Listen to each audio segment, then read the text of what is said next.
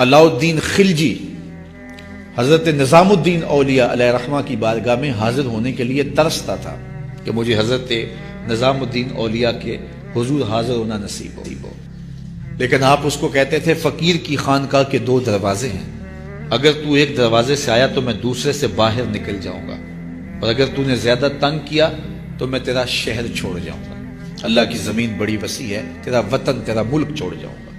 ایک دن اس نے آپ کی خانقاہ کے اندر اچانک پہنچ کے آپ کی خانقاہ کے اندر جانا چاہا، تو آپ نے خادموں سے کہا دروازے بند کر، تو دروازے بند کر دیے گئے۔ بادشاہ سمجھا کہ یہ اتنے پکے لوگ ہیں فقیر کہ مر جائیں گے دروازے نہیں کھولیں گے تو کچھ تو خون ہوگا۔ اس نے کاغذ کے ایک ٹکڑے پہ لکھا اور خادم کے ذریعے حضرت کو پہنچایا۔ لکھا یہ کہ کیا بات ہوئی کہ بادشاہوں کی چوکھٹ پہ بھی بواب چوکیدار اور فقیروں کے دروازوں پر بھی بواب، فرق کیا ہوا شاہی میں اور فقیری میں؟ تو حضرت نے کاغذ کے ٹکڑے کی پشت پر لکھا فرق یہ ہے کہ بادشاہوں کے دروازوں پر جو بواب ہوتے ہیں وہ فقیروں اور سائلوں کو روکنے کے لیے ہوتے ہیں، اور فقیروں کی چوکھٹ پہ جو بواب ہوتے ہیں وہ بادشاہوں کو روکنے کے لیے ہوتے ہیں۔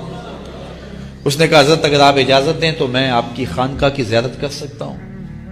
آپ نے کہا جاؤ کر لو۔ وہ گیا، خانقاہ دیکھی تو لنگر خانہ دیکھا، مختلف جگہیں دیکھی۔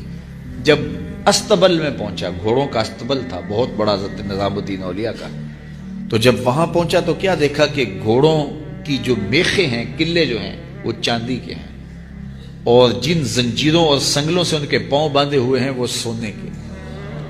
تو بادشاہ کو پھر شرارت سوجی تو اس نے پھر کاغذ کے ٹکڑے پہ لکھ کے حضرت کو بھیجا، یہ کیا ہوا؟ بادشاہوں کے پاس بھی سونا اور فقیروں کے پاس بھی سونا چاندی، تو فرق کیا ہوا بادشاہوں اور فقیروں میں؟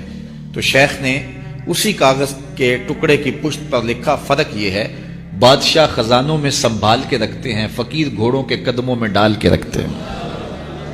تو ان کے نزدیک سونے چاندی کی اہمیت کیا ہوتی ہے؟ جب بہار چین، یہ بہت بڑا قیمتی قالین تھا، ایران جب فتح ہوا حضرت فاروق اعظم کے زمانے میں، تاریخ پڑھیں تو یہ بہار چین ایسا قیمتی قالین تھا کہ اس زمانے میں اگر کسی کو وہ بہار چین پہ بٹھا دیتے تو وہ ساری زندگی ناز کرتا کہ میں بہار چین پہ بیٹھا ہوا ہوں۔ تو حضرت عمر کے زمانے میں جب ایران فتح ہوا تو وہ بہار چین قیمتی جو قالین تھا وہ اونٹوں پہ لاد کے مدینے بھیجا گیا، اور جب وہ مال غنیمت اترا اور اس میں بہار چین بھی تھا تو لوگوں نے پوچھا کہ کیا کیا جائے؟ کسی نے کہا مسجد نبوی میں بچھا دیا جائے، تو حضرت عمر نے کہا یہ اس قابل کہاں ہے کہ مسجد نبوی میں بچھایا جائے؟ تو کہا کہاں رکھا جائے؟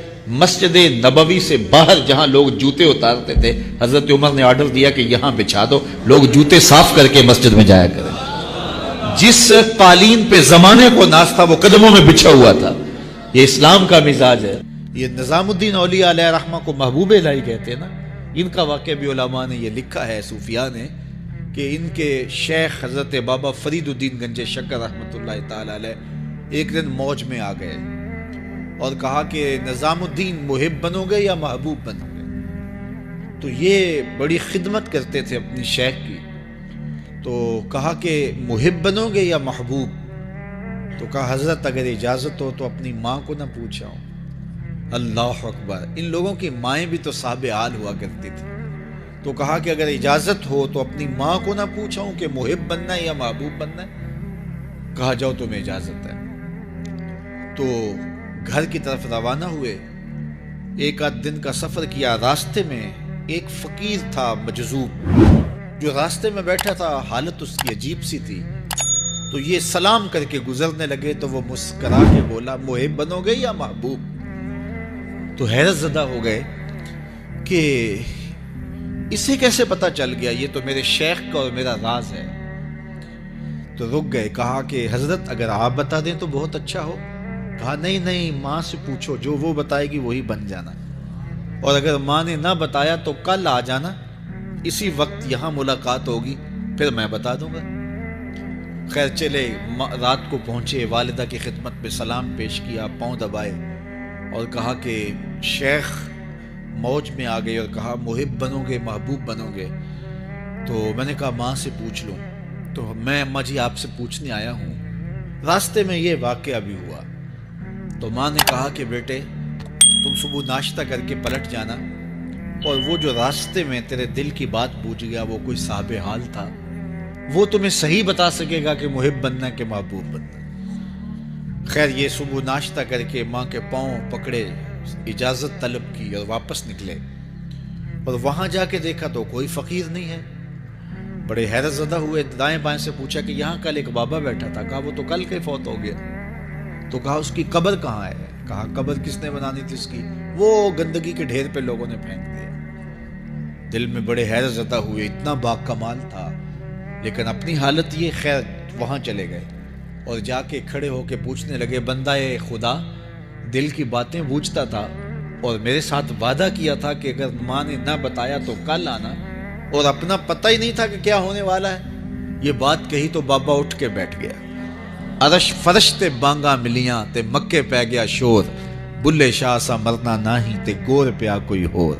ہاں اٹھ کے بیٹھ گیا اور کہا کہ نظام الدین، محبوب بننا محب نہ بننا۔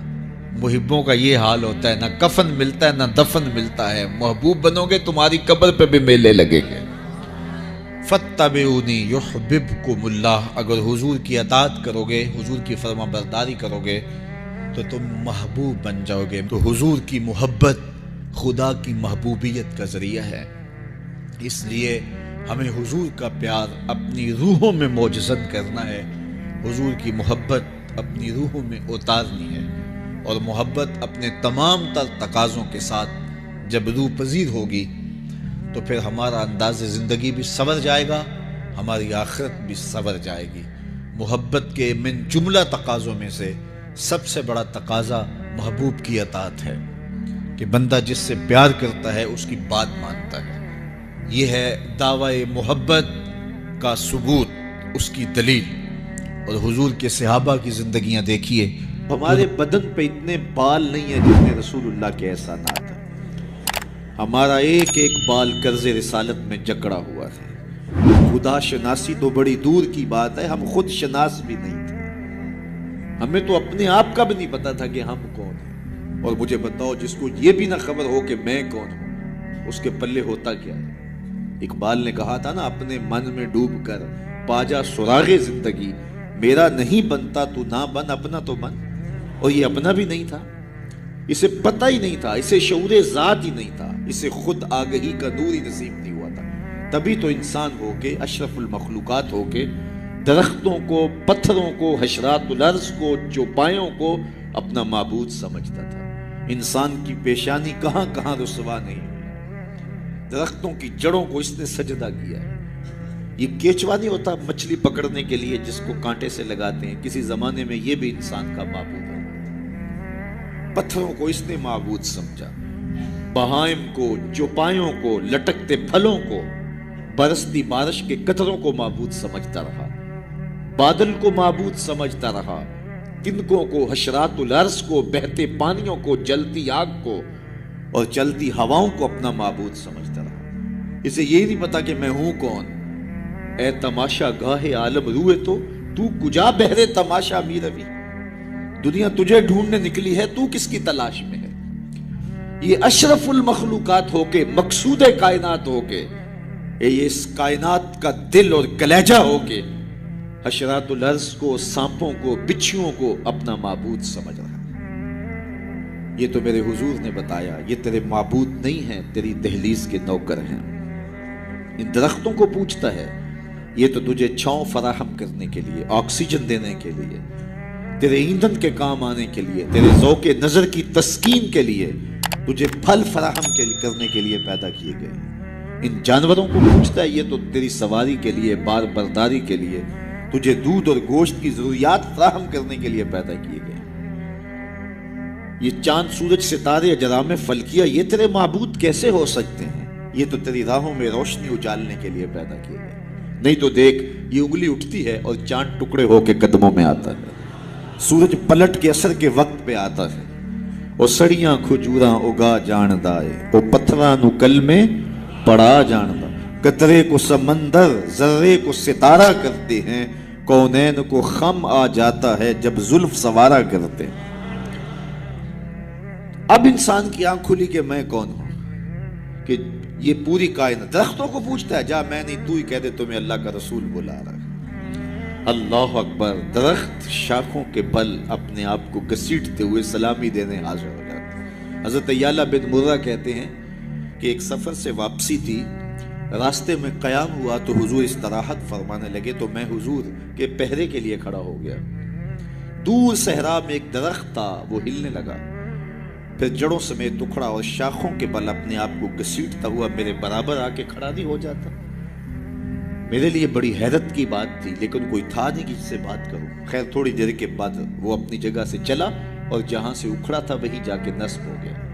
حضور بیدار ہوئے تو سلام عرض کرنے کے بعد میں نے پہلی بات یہی عرض کی، میں نے کہا حضور وہ سامنے والا جو درخت ہے تھوڑی دیر قبل اپنی جگہ سے اکھڑا تھا، شاخوں کے بل اپنے آپ کو گھسیٹتا ہوا یہاں آیا، رکا، جھومتا رہا، پھر واپس چلا گیا۔ حضور نے حیرت کا اظہار نہیں کیا، میں تو سویا تھا، تفصیل سناؤ، کوئی آندھی آئی، کوئی جھکڑ آیا، کوئی طوفان آیا، کیسے اکھڑا؟ حضور مسکرا دیے اور فرمایا حاذہ شجرۃ استاذنت ربھا، فرمایا یہ درخت ہے، اس نے رب سے اجازت مانگی تھی، مالک تیرا محبوب نیڑے آیا ہے، سلام نہ کر رہا ہوں، فآذن لہا، تو رب نے اس کو اجازت دے دی تھی، یہ مجھے سلامی پیش کرنے آیا تھا۔ تو پوری کائنات تو ان کے حسن کا طواف کرتی دکھائی دیتی ہے، وہ انگلی اٹھاتے ہیں چاند کے ٹکڑے ہوتے ہیں، سورج پلٹ کے اثر کے وقت پہ آتا ہے، درخت کلمہ پڑھ رہے ہیں، کنکر بول کے گواہیاں دے رہے ہیں۔ اب انسان کی آنکھ کھلی کہ میں جن کو معبود سمجھتا تھا یہ تو ہمارے گرد طواف کر رہے ہیں۔ اب اس کی آنکھ کھلی، اب شعور سنبھلا اور اب وہ سمجھنے لگا کہ میں کون ہوں، اپنی حیثیت سے اب آگاہ ہوا۔ اللہ اکبر۔ ایک شخص ایمان لانے کے بعد حضور کی خدمت میں حاضر ہوا، عرض کرتا ہے جاہلیت کے زمانے کی دو باتیں ہیں، ایک یاد آتی ہے تو ہنسی نہیں رکتی اور ایک بات یاد آتی ہے تو آنسو نہیں تھمتے۔ کہا وہ کون سی دو باتیں ہیں؟ کہا وہ بات جو یاد آئے تو ہنسی نہیں رکتی وہ یہ ہے کہ میں ایک لمبے سفر پہ گامزن تھا، میں نے سفری معبود پتھر کا بنا ہوا ایک بت بھی اپنے سامان میں باندھ لیا کہ راستے میں پوجا پاٹ بھی چلتی رہے، لیکن جب سامان اٹھایا تو سامان بہت بوجھل تھا۔ میں نے سوچا کہ یہ تو میں اپنے ہی معبود کے بوجھ تلے دب کے رہ جاؤں گا، تو میں نے اس کو نکال دیا اور آٹا یا ستو گوندھ کر کے میں نے ایک چھوٹا سا معبود تیار کیا اور اس کو دھوپ میں رکھ کے خشک بھی کر لیا کہ مزید ہلکا پھلکا ہو جائے، اور اس کو اپنے سامان میں اپنے ساتھ رکھ لیا۔ پوجا پاٹ بھی چلتی رہی۔ خیر جو میرا اندازہ سفر تھا توشہ سفر بھی میں نے اس کے مطابق لیا تھا، لیکن سفر کوئی 2-4 دن اوپر چلا گیا، توشہ سفر ختم ہو گیا۔ ایک آدھ دن تو میں نے بھوک کاٹی، لیکن جب انتڑیوں میں بل پڑنے لگے اور مجھ سے گوارا نہ ہوا تو میں نے تھیلے سے اپنے اس معبود کو نکالا جو آٹے کا بنا ہوا تھا، اس کو پتھر پہ رکھ کے کوٹا، پھر اس میں پانی ڈالا، پھر اس کو گوندا، پھر روٹی پکائی اور پھر کہا میرے معبود اب کام نہیں آئے گا تو کب آئے گا؟ اب تو میری انتڑیوں میں بل پڑ رہے ہیں، مجھے جاہلیت کے زمانے کی وہ یاد آتی ہے تو مجھے اس بت کی بے بسی پہ ہنسی آتی ہے۔ کیسا بے بس معبود تھا جو اپنے پجاری کو اتنا بھی گزارش نہیں کر سکتا تھا، مجھے پوجنے والے میرے پہ اتنا تو ترس کھا، اب مجھے دانتوں تلے چبا کے تاریک میدے میں پھینکے گا، پھر گندگی کے ڈھیر پہ ڈال آئے گا، آخر میں تیرا معبود رہا ہوں، میرے پر یہ قیامت تو نہ توڑ۔ تو ایک تو وہ یاد آتی ہے بات تو میری ہنسی نہیں رکتی، اور جو دوسری بات مجھے یاد آتی ہے تو میرے آنسو نہیں تھمتے، اور وہ یہ ہے کہ میری بیوی امید سے تھی اور میں لمبے سفر پہ گیا، کئی سالوں کے بعد واپس پلٹا تو میرے آنگن میں بیٹی کھیل رہی تھی۔ میری بیوی نے اس ڈر سے کہ کہیں بیٹی کو دیکھ کر کے زندہ درگور نہ کر دے، اس کے توتلے لہجے میں میرے لیے محبت ڈال دی تھی، اور وہ مجھے یا آباتا ہو کہہ کے مخاطبہ کرتی ہے اور میری ناموں سے چمٹ جاتی ہے۔ میں صفاق تھا اندر سے اور مجھے بڑا غصہ آیا، میں نے اپنی بیوی کو گھورا کہ ایک تو نے سانپ کو جنم دیا ہے اور دوسرا نخرے کرتی ہے، اس کو باتیں سکھائی ہیں، اور موقع کی طاق میں رہا، لیکن اس بیٹی کے سینے میں میرے لیے اس کی ماں نے اتنا پیار ڈال دیا تھا۔ بیٹیاں تو ویسے بھی باپ سے ٹوٹ کے پیار کرتے ہیں، بیٹیوں کی محبت تو مثالی ہوتی ہے، پھر ماں نے محنت کی تھی کہ اس کا باپ کوئی انتہائی قدم نہ اٹھائے، تو اس کے لیے اس کے باپ کے لیے بے پناہ محبتیں ڈال دی تھی۔ کہتے ایک دن میں نے موقع پایا اور اس بیٹی کو اٹھایا اور صحرا میں لے گیا، میرا خیال یہ تھا اس سے آج جان چھڑا لوں، اور گڑھا کھودنے لگا، کڑکتی دھوپ تھی، میرے بدن پہ پسینہ نمودار ہوتا تھا، وہ آگے بڑھتی اور اپنے دوپٹے سے میرے ماتھے کا پسینہ پوچھتی، لیکن میرا دل پھر بھی نرم نہ ہوا۔ خیر جب میں نے گڑھا کھود لیا تو باہر نکلا تو میری بیٹی نے سکھ کا سانس لیا کہ میرے باپ کی مشقت ختم ہوئی، لیکن وہ نہیں جانتی تھی کہ اگلی مشقت کس کی شروع ہونے والی ہے۔ میں باہر نکلا، اس کو زور سے اس گڑھے میں دھکا دے کے اوپر سے مٹی انڈھیلنے لگا۔ وہ ننھے ننھے ہاتھ جوڑتی رہی، چیختی رہی اور مجھ سے گزارشیں کرتی رہی کہ یہ کیا کر رہے ہو، لیکن میں اوپر مٹی انڈھیلتا رہا اور اس کی چیخیں اس ریت تلے دب گئیں۔ آج جب اسلام لایا ہوں تو اس کی چیخیں مجھے سونے نہیں دیتی۔ عرب کے ریگزاروں میں دبی ہوئی معصوم بچیوں کے سسکتے آنسو اور اس کی روتی آنکھیں کس کو پکار رہی تھیں؟ بیواؤں کی چیخیں فریاد کر کر کے کس کی منتظر تھیں؟ یتیم کس کو ڈھونڈ رہے تھے، کس کے منتظر تھے؟ زمانہ آنکھیں فرش بچھائے ہوئے کس کا انتظار کر رہا تھا؟ وہ جس کے نام پر داؤد نے نغمہ سرائی کی، وہ جس کے ذکر پر شاہ سلیمان نے گدائی کی، دل یحییٰ میں رہ گئے ارماں جس کی زیارت کے، لب عیسیٰ پہ آئے واز جس کی شان رحمت کے، جو بن کے روشنی پھر دیدائے یعقوب میں آیا، جسے یوسف نے اپنے حسن کی نئے رنگ میں پایا۔ نہ دانم آ گلے خنداں چے رنگ و بو دارت کہ مرغے ہر چمنے آرزوئے او دارت۔ ہر کوئی منتظر ہے، کوئی ہاتھ پھیلا کے کہہ رہا ہے ربنا وابعث فیہم رسولا۔ مالک آنکھیں بوڑھی ہو گئی ہیں، اب اس رسول کو بھیج بھی دے۔